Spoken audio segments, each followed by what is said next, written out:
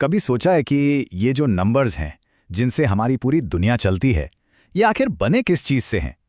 आज हम नंबर्स की दुनिया के एक बहुत ही गहरे, एक सीक्रेट कोड को समझने की कोशिश करने वाले हैं। तो सवाल ये है कि नंबर्स का बेसिक बिल्डिंग ब्लॉक क्या है। सोचिए, जैसे हर चीज़ एटम से बनी है, वैसे ही नंबर्स के भी अपने एटम्स होते हैं, और आज हम उन्हीं को ढूंढने निकले हैं। इसे समझने के लिए हम नंबर्स के डीएनए में झांकने वाले हैं। हम उन सबसे छोटी, सबसे बुनियादी इकाइयों को खोजेंगे जिनसे मिलकर दुनिया का हर दूसरा नंबर बनता है। देखिए, कुछ नंबर्स तो ऐसे होते हैं जिन्हें हम छोटे नंबर्स को मल्टीप्लाई करके बना सकते हैं, जैसे कि 10 जो है 2 गुणा 5, या फिर 15 जो है 3 गुणा 5। इन्हें हम कहते हैं कॉम्पोजिट नंबर्स। और फिर आते हैं प्राइम नंबर्स, जैसे 2, 3, 5, 7। ये वो नंबर्स हैं जिन्हें आप और छोटे हिस्सों में तोड़ ही नहीं सकते। यही हैं अरिथमेटिक की दुनिया के असली एटम्स। चलिए, बातों से क्या होगा, एक उदाहरण से समझते हैं।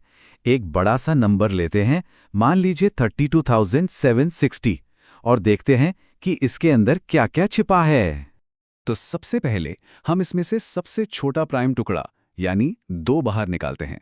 तो 32760 बन गया 2 गुणा 16,380। और ये प्रोसेस हम जारी रखते हैं। 16,380 में से भी एक और 2 बाहर आ गया। अब हमारे पास 2 हो गए और नंबर छोटा होके 8,190 रह गया है। हम ये तब तक करते जाते हैं जब तक हमारे पास सिर्फ और सिर्फ प्राइम नंबर्स की एक लाइन ना लग जाए। हर स्टेप पर हम एक और प्राइम टुकड़ा बाहर निकाल रहे हैं, और आखिर में देखिए क्या मिलता है। इतनी बड़ी संख्या 32760 असल में बस कुछ छोटे सिंपल प्राइम नंबर्स का ही खेल है। 2, 3, 5, 7 और 13, इन्हीं से मिलकर ये बनी है। तो ये जो हमने अभी देखा, ये कोई तुक्का नहीं था।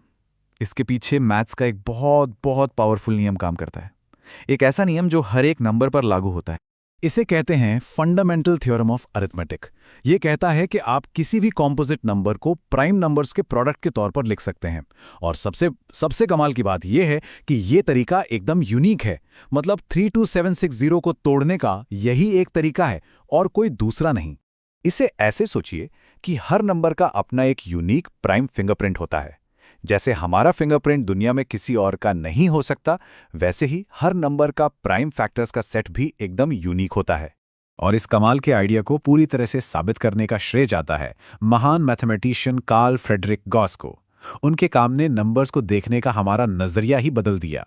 ठीक है, थ्योरी तो बहुत बढ़िया है, पर इस प्राइम फिंगरप्रिंट का असल में काम क्या है? मतलब हम इसे कहाँ इस्तेमाल कर सकते हैं? चलिए, इसका एक प्रैक्टिकल यूज देखते हैं। याद है स्कूल में एचसीएफ और एलसीएम निकालते हुए कितनी मुश्किल होती थी? ये थ्योरम उसे बच्चों का खेल बना देता है।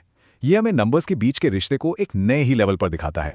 मान लीजिए हमें 96 और 404 का एचसीएफ और एलसीएम पता करना है। हम बस दोनों के प्राइम फिंगरप्रिंट्स को देखते हैं।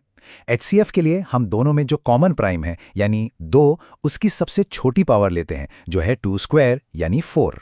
और एलसीएम के लिए हर प्राइम की सबसे बड़ी पावर लेकर सबको मल्टीप्लाई कर देते हैं और हमें मिलता है 96। देखा कितना सिंपल है।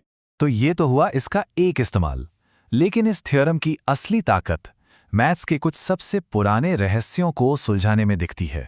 और वो रहस्य है, क्या स्क्वायर रूट 2 को एक सिंपल फ्रैक्शन यानी a/b की तरह लिखा जा सकता है? ये सवाल सदियों तक मैथमेटिशियंस के लिए एक पहेली बना रहा। इसे सुलझाने के लिए हम एक बहुत ही चालाक तरीका अपनाएंगे, जिसे कहते हैं प्रूफ बाय कॉन्ट्रडिक्शन। मतलब हम थोड़ी देर के लिए मान लेंगे कि जो हमें साबित करना है उसका उल्टा सच है, और फिर देखते हैं कि कहानी में कोई झोल आता है या नहीं। तो चलिए जासूस की तरह इस केस की तह तक जाते हैं और देखते हैं कि ये प्राइम फिंगरप्रिंट हमें सच्चाई तक कैसे पहुंचाता है। ठीक है, ध्यान से देखिए। स्टेप 1, हम मान लेते हैं कि रूट 2 को a/b लिखा जा सकता है, जहां a और b में कोई कॉमन फैक्टर नहीं है।